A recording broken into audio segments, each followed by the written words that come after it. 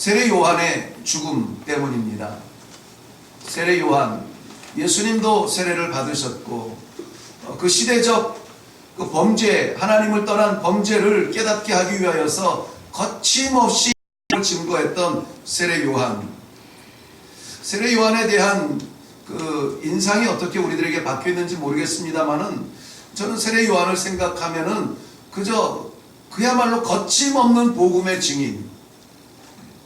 심지어는 그 당시에 로마의 명을 받아서 이스라엘을 다스리고 있던 헤롯 왕가에 대한, 황실에 대한 그러한 지적도 거침이 없었습니다.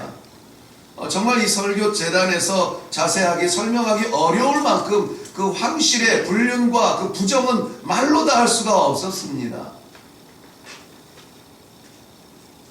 그런 것을 그저 눈 감고 지나가면 되는데 세례 요한은 그렇게 하지 않았어요. 그 모든 부끄러움을 지적하면서 하나님 앞에 부끄러움을 내려놓고 회개하라, 회개하라. 세례 요한을 우리가 기억할 때 그거였죠. 회개하라, 천국이 가까웠느니라.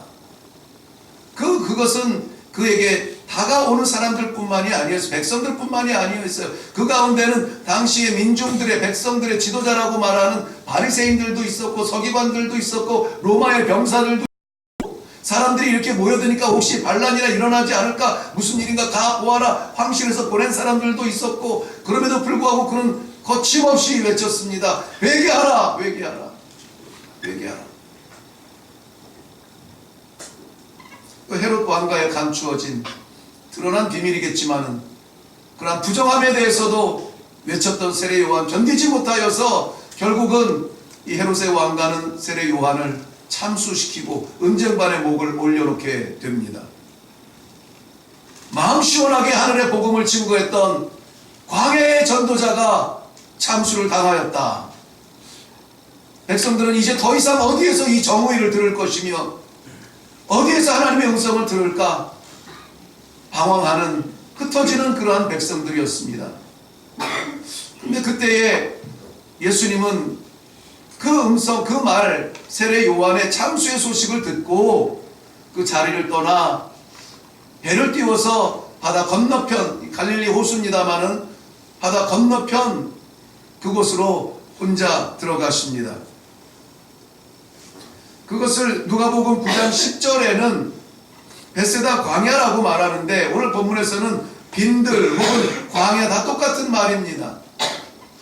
사람들이 없는 곳, 다른 곳, 황량한 곳, 즐겨 찾지 않는 곳, 고독한 곳, 그 자리로 예수님이 건너가십니다. 그런데 백성들은 얼마나 그 마음들이 답답하고 갑갑했으면은 그 바다 건너 벳세다 광야까지 가신 예수님을 따라서 모여듭니다. 한 사람, 두 사람, 100사람, 1000명, 5000명, 여자와 아이를 뺀 숫자만 해도 5000명의 사람이 몰려들었습니다. 이제는 어디로 가야 합니까?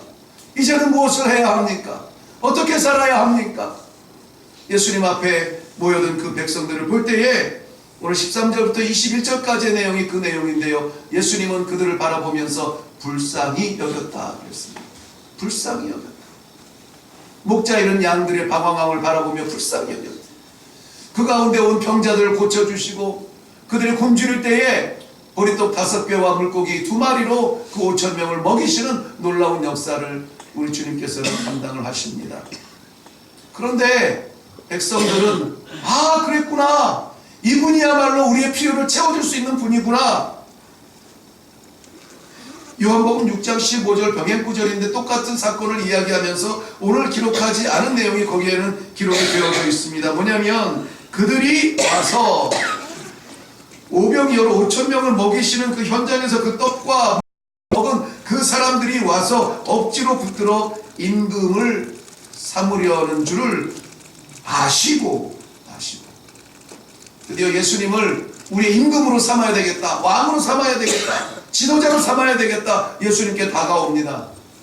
이렇게 인정받을 때에 어떻게 하겠습니까? 예수님의 반응은 우리의 생각과 다릅니다. 제자들을 급하게, 오늘 22절 말씀에 보면 예수님께서 즉시 제자들을 재촉하사 자기가 무리를 보내는 동안에 배를 타고 앞서 건너편으로 가게 하셨다. 인정받고 존중받고 왕으로 추앙받는 그 자리를 제자들부터 먼저 떼어놓으시고 먼저 보내게 하세요. 그리고 예수님께서는 홀로 산에 올라가 기도의 시간을 갖습니다. 그런데 그 당시에 지금 이 베세다 광야는 우리가 알고 있는 이런 뭐 산처럼 나무가 우거지고 계곡이 많고 그런 데는 아닙니다. 왜 광야라고 했겠어요? 물도 없고, 물이 없으니까 풀도 없고, 풀이 없는데 어떻게 나무가 자라겠어요? 그죠? 민둥산 같은 그러한 광야에 우뚝 솟은 그 산이에요. 그 산에서 내려다 보이는 것은 갈릴리 바다인 것이죠. 그 바다에 지금 제자들을 보내어서 제자들이 열심히 노를 젓고 가고 있습니다.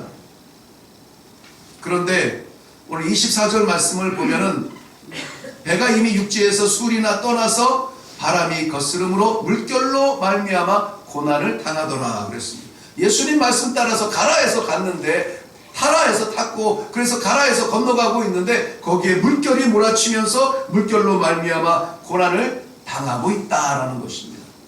자, 지금 이 순간은 백성들은 예수님을 제 왕으로 삼으려고 했는데 오히려 왕 되실 예수님과 제자들이 그 자리를 급하게 떠나시고 제자들은 예수님께서 먼저 가라, 이 바다를 건너서 가라 해서 배를 타고 건너가고 있고 예수님은 또 저기에서 홀로 기도하고 계시고 마치 뿔뿔이 흩어진 자리인 것 같으나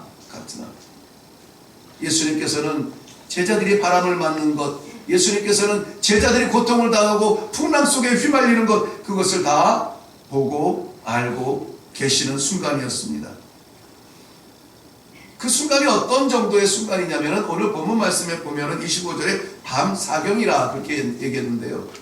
히브리 사람들은 이 밤, 해질 때부터 해뜰 때까지의 밤을 3등분을 해서 나누게 됩니다만은 아마 여기 이 사경은 히브리 시간 개념에 있는 것은 아니고 로마의 시간 개념에 있는 거예요. 로마의 시간 개념으로는 6시부터 9시까지가 1경, 9시부터 자정까지가 2경, 자정에서 새벽 3시까지가 3경, 새벽 3시에서 해 뜨는 6시까지가 4경이에요. 그렇다면 지금 4경을 말한다는 것은 이 새벽 3시부터 6시까지 밤새도록 그 풍랑과 싸우면서 허기지고 지치고 이제는 더 이상 어떻게 할 기력이 없는 완전히 바닥이 난 체력으로 소망 없이 누워있을 그 사경에 예수님께서 제자들을 찾아가 주시는 그 장면을 보고 있는 것입니다. 가장 극심한 고난의 바다. 처음에야 뭐 바람 불어도 버틸만 했겠죠. 처음에야 파도가 쳐도 한번 이겨볼만 했겠죠. 노를 쳐서 나가볼만 했겠죠. 이것이 1시간, 2시간, 밤이 새도록 그렇게 했을 경우에 이 사경쯤이 되었을 때는 그야말로 사경을 헤매는 가장 깊은 고난의 순간에 예수님은 어디에 계시는 거예요? 그들 곁에 없었어요. 예수님은 무엇을 하시는 거예요? 제자들에게 도움이 안 돼요. 그럴까요? 그들을 바라보시는 예수님은 기도의 자리에 있었습니다. 당장에 달려가서 바람을 막으시고 당장에 달려가서 저들을 벽에 항해할 수 있도록 도우실 수 있으나 그러나 그 기도의 자리를 포기하지 않으셨어요. 예수님의 생애는 기도의 생애입니다. 예수님께서 공생애를 시작하실 때에도 예수님은 다른 것 준비하지 않으셨어요. 기도로 시작하셨습니다. 40일 광야에서 하며 기도하며 하나님의 뜻을 따르기로 작정하며 그 길을 시작했던 것입니다. 예수님께서는 그의 12제자를 부르시기 전날에도 그냥 부르는 것이 아니라 밤이 맞도록 기도하고 나서 기도한 후에 산에서 내려와 제자들을 뽑으셨다라고 말합니다. 한적한 곳을 찾아서 기도했습니다. 새벽 미명에 기도했습니다. 잔을 들 때마다 기도했습니다. 세례를 받으실 때에 기도했고 고난 중에도 기도했고 병자를 고칠 때에 기도했고 귀신을 쫓을 때에도 여지없이 하나님께 우리 주님께서는 기도하셨습니다. 그리고는 마가복음 9장 29절 말씀에 이렇게 말씀하셨죠. 기도 외에는 이런 종류가 나아갈 수 없느니라. 마가복음 9장 29절. 오늘 9월 29일인데 기억하시겠네요. 뭐 없이는 기도 외에는 이런 종류가 나아갈 수 없느니라. 예수님께서는 모든 유혹 앞에서도 기도하셨습니다. 유혹을 물리칠 수 있는 그 힘은 기도밖에 없는 줄 아셨기 때문입니다. 그리고 그 유혹을 이겼습니다. 기도하지 않고 성도의 삶을 산다는 것은 있을 수 없는 일이에요. 성도가 살아갈 수 있는 능력은 우리의 지력이나 체력이나 정신력이나 재력으로 할 수 있는 것이 아니에요. 하늘문이 열리며 하나님께서 부어주시는 신령한 힘으로 살 수 있는데 그 하늘문을 어떻게 열어요? 기도로 열 수밖에 없는 것입니다. 시편 145편 18절 19절에는 여호와께서는 자기에게 간구하는 모든 자, 곧 진실하게 간구하는 모든 자에게 가까이 하시는도다. 저는 자기를 경외하는 자의 소원을 이루시는도다. 또 저희 부르짖음을 들으사 구원하시리라. 하나님을 가까이 하시기 원하십니까? 기도하셔야 돼요.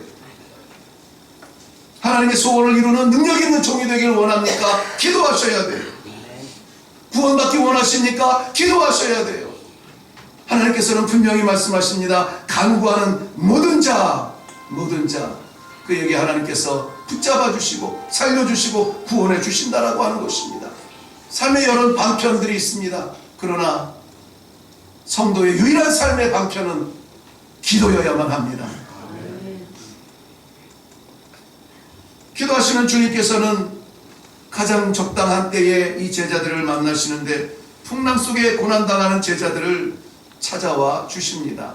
우리가 부르짖는 이 기도는 그저 아우성이 아니에요. 하소연이 아닙니다. 우리의 심정을 하나님 앞에 내려놓고 기도하는 그 자리에 우리 하나님께서는 반드시 찾아와 주시는 것입니다. 우리 예수님이 제자들의 고난을 몰랐을까요? 아니에요. 아셨습니다. 아실 뿐만이 아니라 찾아오십니다. 어디에 풍랑을 만나서 이 밤새도록 고난당하는 제자들이 예수님 도와달라고 기도했다는 흔적이 없어요. 그저 삶에 급급해서 그저 죽을까봐 뱃머리 붙잡고 허덕이는 그러한 허둥지둥한 삶 가운데 예수님이 찾아와 주신 거 아니에요?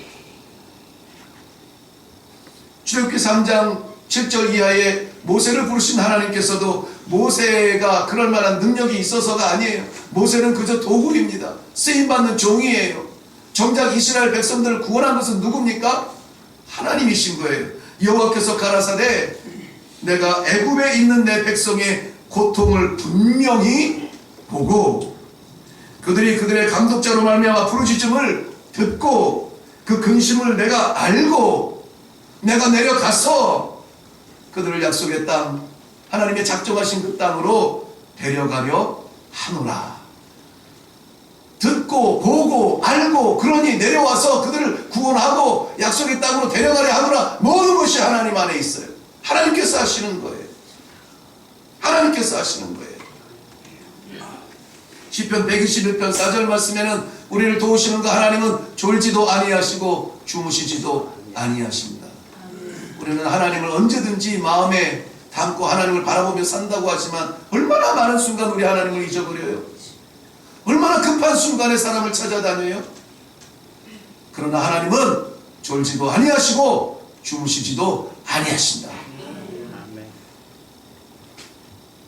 오히려 하나님께서 우리에게 마음을 열어주시고 가까이 오셔서 연약함을 강하게 하시고 답답하며 화난 문을 열어주시기 위해서 우리들에게 환난을 허락하실 때가 있어요.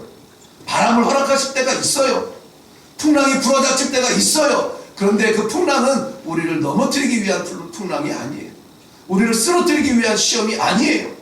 오히려 그것을 인내하고 참아내고 힘을 길러서 흔들리지 아니하는 소망을 선물로 주시고 싶은 사람들에게 하나님이 특별히 준비한 선물처럼 주시는 환난이 있어요. 그래서 거친 파도 몰아닥칠 때에 그 파도 때문에 고개 숙이지 아니하고 오히려 그 파도 뒤에 계시는 하나님을 바라보며 찬송할 수 있는 능력이 성도들의 믿음인 것입니다.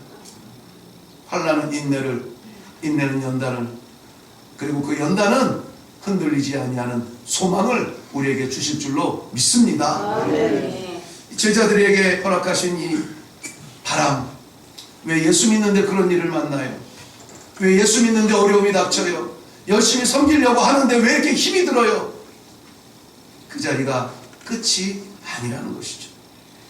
무거운 짐을 나홀로 지고 견디다 못해 쓰러질 때에 우리의 곁에서 우리를 붙잡아 주시는, 내가 차마 부르지 못했지만은 우리를 다 알고 계시는, 우리를 잡으시는 그분의 손, 바로 우리 주님의 손이잖아요. 밤사경 탈진의 현장에 찾아와서 나다 말씀하여 주신 우리 주님. 주님을 바라본 베드로는 주님께 깜짝 놀랄 만한 제안을 하죠. 만일 주님이시라면 나를 명하사 물 위로 오라 하소서. 예수님의 대답도 또 단호합니다. 네가 좀 믿음이 생겼구나. 아니고, 바람이 이제 좀 가라앉았으니까 아니고, 그저 오라 하소서 하니까 예수님의 대답은 단호했어요. 오라. 그의 베드로가 배에서 내려 물 위로 걸어서 예수님께 갑니다. 이 짧은 문장에 어마어마한 비밀이 담겨져 있잖아요.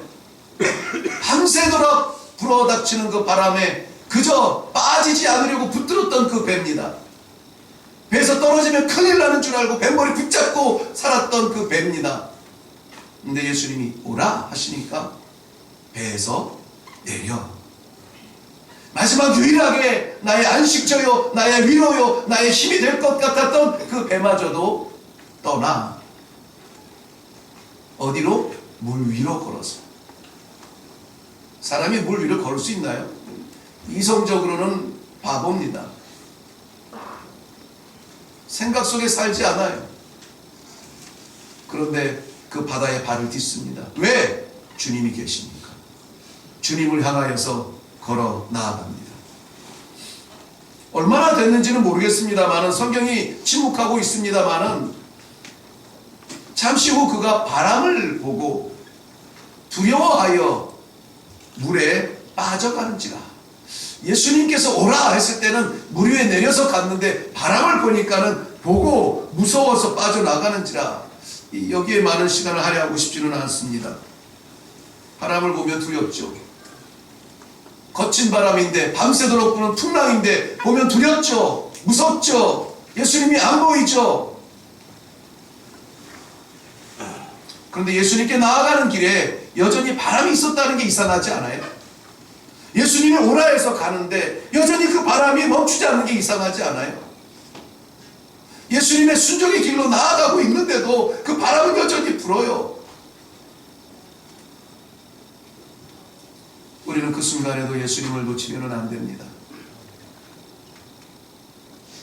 마지막 순간까지 예수님을 놓치면 안 돼요. 부는 바람 쳐다보면 실족합니다. 베드로는 바람을 보았더니 무서워갖고 그 무서움 때문에 바다에 빠져 들어가는지라. 이 장면에서 우리는 베드로의 어리석음, 저런 바보같이 예수님을 봐야지 왜 바람을 봐, 그러니까 빠졌지 하고 그의 신앙을 비웃듯 이야기합니다. 과연 베드로만 그럴까요? 우리는 바람을 안 봅니까? 예수님 바라보고 예수님만 따르겠다고 결단하며 일어나는 우리의 신앙의 생활 속에서 세상에 재미는 없습니까? 우리의 결단 속에서 우리의 평안은 계산되지 않습니까? 누구보다 우리는 베드로보다 더 어쩌면은 우리의 평안함과 우리의 결단을 신앙보다 먼저 세울 때가 없지 않은 줄로 알아요. 그의 인간적인 모습 속에서 우리는 덤벙대서 뛰어들었지만은 바람 보고 실패하는 웃음거리가 될 수밖에 없었지만, 주님도 그것을 보면서 믿음이 작은 자여 왜 의심하였느냐. 그래서 그때부터 믿음이 연약하고 믿음이 작은 자는 베드로의 이 이야기를 이야기합니다. 그런데 저는 정말 예수님께서 믿음이 작은 자여 왜 의심하였느냐, 이 베드로를 책망한 투가 아니었다고 생각이 들어요. 왜냐하면 믿음이 작은 자여 왜 의심하였느냐, 혼낼 것 같으면 좀 더 물맛 좀 봐라 주시겠죠. 근데 예수님은 즉시로 손을 내밀어 베드로를 건져 주십니다. 그리고 배에 앉아있던 제자들을 보면서 앉아있기를 잘했어. 나와서 빠졌잖아. 이렇게 비교했을까요?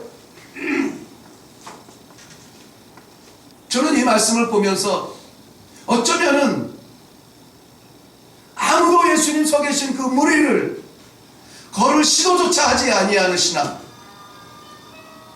걸을 시도조차 하지 아니하는 그러한 시대 속에서 설령 겁나서 물에 빠졌다 할지라도 그 예수님, 그 베드로의 그 결단과 시도가 너무나 아름답게 보였습니다. 예수님 계신 그곳이라면 나도 가고 싶어요. 예수님 서신 그 자리가 물 위라면 나도 거기에 서고 싶어요. 바다는 시커멓습니다. 밤새 사경에 미명조차 보이지 않는 그 깜깜함 속에 예수님이 계시니까 나도 거기 서고 싶어요. 물 위로 걸을 수 있는 용기를 누가 말하겠습니까? 물 위에 홀로 서서 계시는 예수님을 이렇게 그냥 두는 신앙은 아닐까? 오늘 이 말씀은 빠져들어가는 베드로를 건지신 그 예수님의 그 마음을 헤아려 보면은 믿음이 적은 자라 했지만 아예 그 물에 발조차 디디지 아니하는 안전빵 신앙으로 익숙해진 우리를 향한 안타까운 말씀은 아닐까요? 오히려 무모하지만, 오히려 말도 안 되지만은 사람이 물에 서면 당연히 빠지지.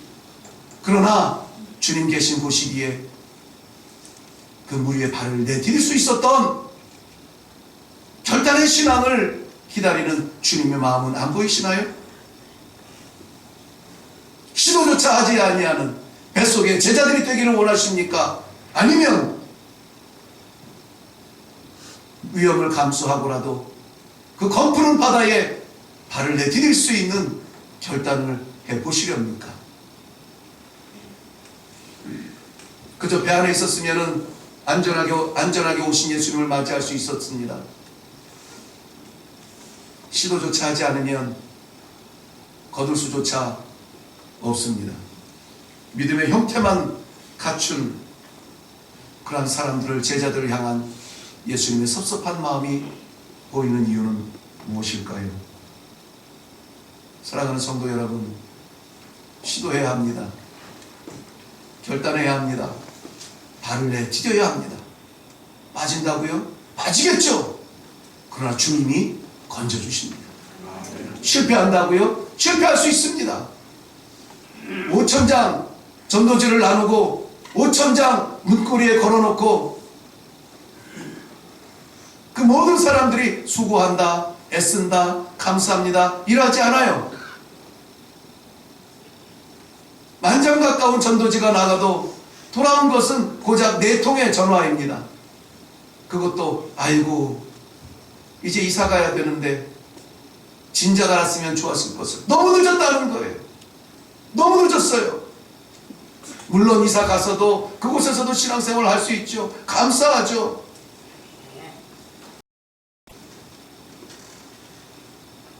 오천장 만장을 전도의 발로 며칠째 지금 발이 부르트도록 뛰어다니면서 4명의 전화를 받는 것으로도 감격스러워서 눈물을 흘려요. 그럼에도 불구하고 안 되는 걸 알면서도, 실패할 것 알면서도, 힘들 것 알면서도 기꺼이 누가 물 위로 발을 내디뎌서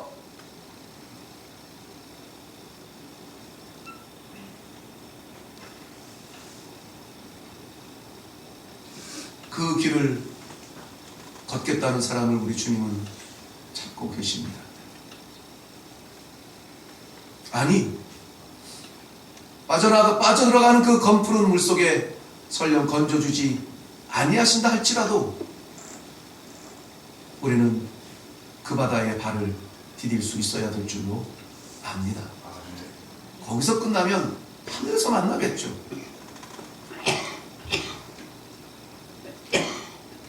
물 위로 걸을 사람 없습니까? 물 위로 예수님께로 나아가는 그 길에 발을 내디딜 사람 없습니까? 배 안에 계시겠어요? 기도하겠습니다.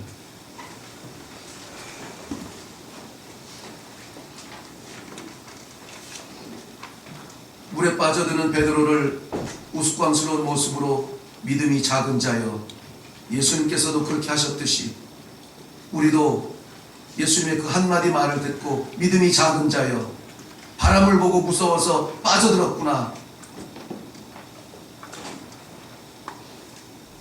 그런데 그 시도조차 하지 못한 믿음이 없는 자는 아닌지, 믿음이 작은 자도 시도하는데 우리는 믿음의 세월을 살아가면서 주님을 위해서 희생하기를 두려워하고 주님을 위해서 결단하기를 두려워하고 여전히 요람 속에서 안전하고 평안한 신앙생활, 축복받은 평안한 신앙생활, 막힘없는 신앙생활, 거침없는 신앙생활, 아이 같은 자리에 있지는 않은지, 마지막 시대의 믿음을 가지고 마지막 시대의 믿음의 길에 서서 주의 길을 걷겠다는 용사를 찾는 우리 주님의 마음을 시원하게 해드리는 백성들이 오늘 이 자리에 가득하게 하여 주시옵소서. 물 위를 걷는 사람들, 이레교회의 귀한 성도들, 우리 하나님 아버지, 세상의 눈에는 무모하지만 아버지의 눈에 귀하게 보시는 그러한 성도들이 가득한 그러한 교회가 되게 하여 주시옵소서. 감사드렸고 예수님 이름으로 기도하옵나이다. 아멘. 네, 우리 다 같이 일어나셔서 말씀을 생각하시면서 180장 찬송 힘있게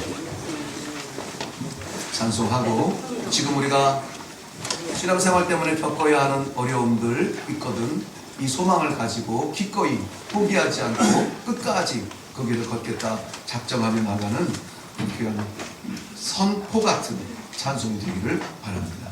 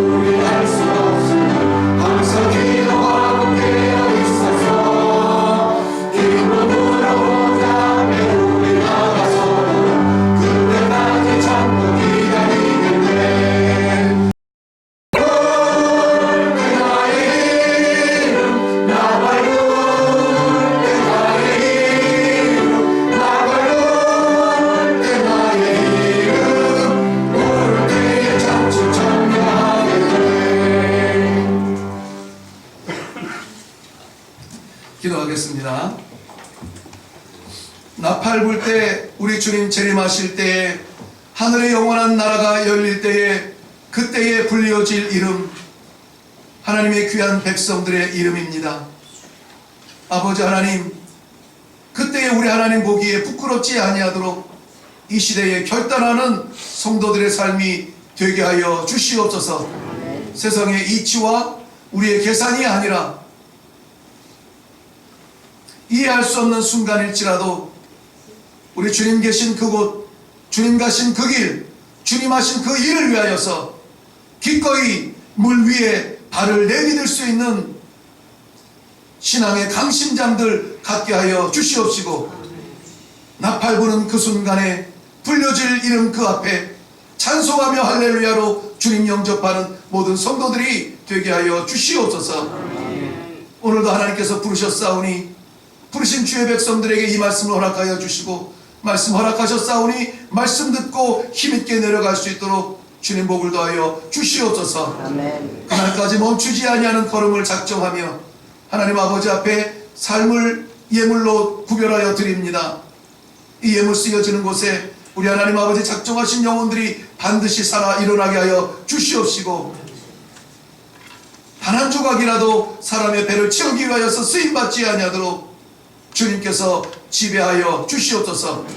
오늘도 주의 예배와 주님께 드려지는 예배와 주님의 백성들을 위하여 섬기는 귀한 섬김을 기억하여 주시옵시고, 저들의 섬김을 통하여서 우리의 가정이 가정답게, 교회가 교회답게, 목장이 목장답게 하나님 앞에 드려지는 복된 하루가 되도록 축복하여 주시옵소서. 감사드리옵고 예수님의 이름으로 기도하옵나이다. 아멘. 이제는 우리 주 예수 그리스도의 은혜와 살아계신 아버지 하나님의 그 크신 사랑하심과 성령님의 감화, 감동, 인도, 교통케 하시는 역사가 약삭빠른 계산, 재빠른 판단, 평안한 신앙에 안주하고 싶어하는 뱃머리에 몰려있는 사람들 가운데, 그러나 주님 계신 곳이라면, 주님 말씀하시는 것이라면 검푸른 바다에 내 발을 내딛고 물 위를 걸어보겠습니다.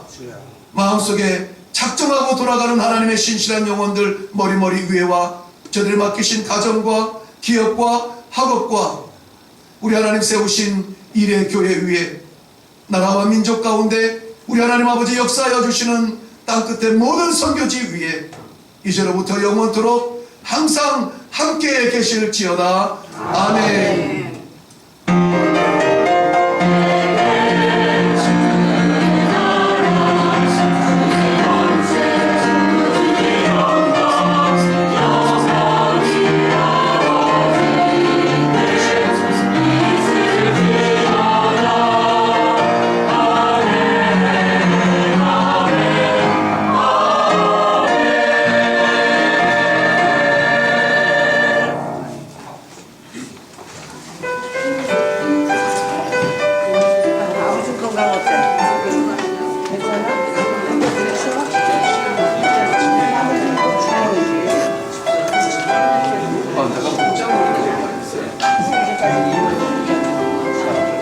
죄송합니다. 제가 목장 모임을 얘기를 안 했어요? 했어요? 아니 어디서 모인다고? 네? 안 했죠? 예. 그러면은 1목장과 2목장은 본당, 성가대 1목장, 반주 쪽에 2목장, 그 다음에 우리 카페 3목장, 그 다음에 회의실, 세미나실에 4목장, 그렇게 모이겠습니다. 1목장, 2목장은 본당에, 3목장은 시당에, 4목장은 세미나실로 지금 가고 있는 거예요.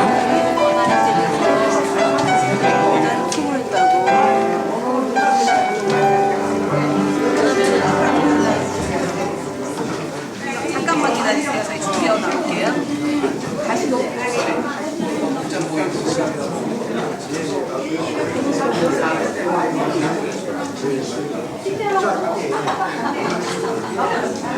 일목장은 여기서 모을게요. 가만있어 봐. 일목장 하시려나? 저기 일목장 저기서 모일게요. 네, 저쪽에서 모이라니까.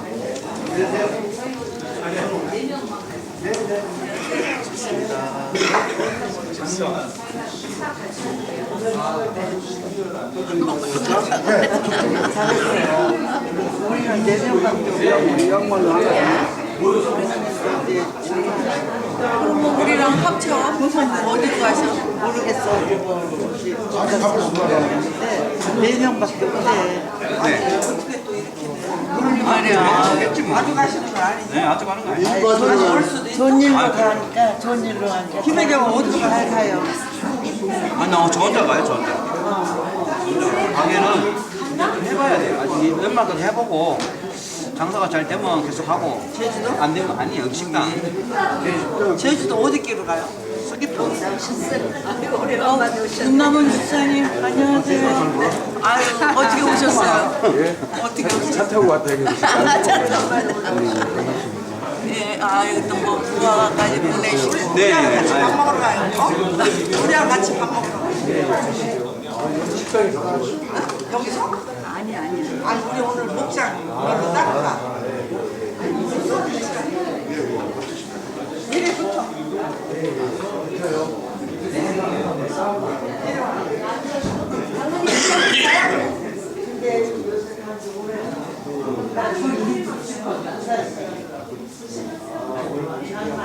내가 누나야.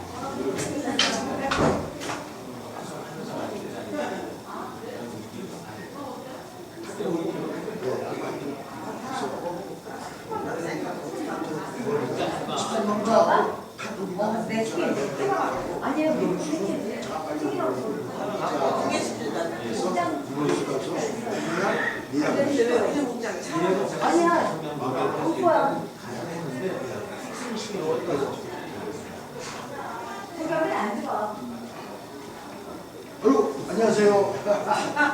오랜만에 뵙습니다. 쓰레기 때 많이 나오는 거.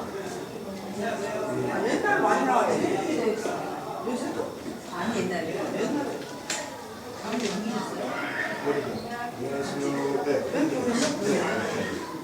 오늘에 오겠어요. 혼두레. 혼두레 쪽으로 가죠.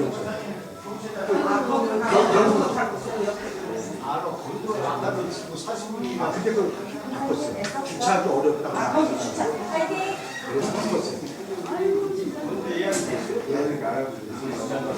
자, 예배 조금만 드리고 출발하죠.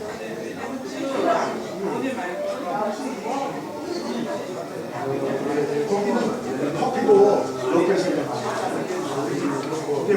많이 한번 보시죠. 집사님, 차 갖고 오셨죠? 할수 있냐고. 아까 가신다고. 어디에요? 혼자님이 가실래?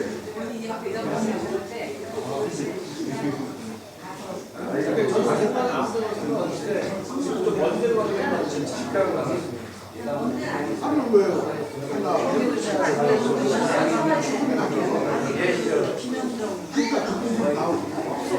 아니, 어디 가셨어요?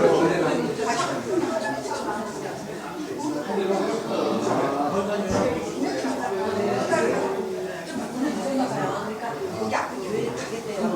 늦어도 좋으니까 좀 여기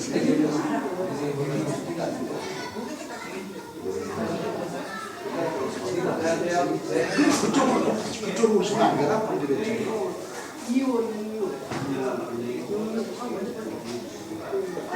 도사님 옆에 앉아서 먹어. 자, 그러면 조금만 예배 드리고, 오늘 예배를 드리려고 하니까 예배를 드리고 좀 하도록 그렇게 하겠습니다. 여기 찬송 428장입니다. 1점 받고.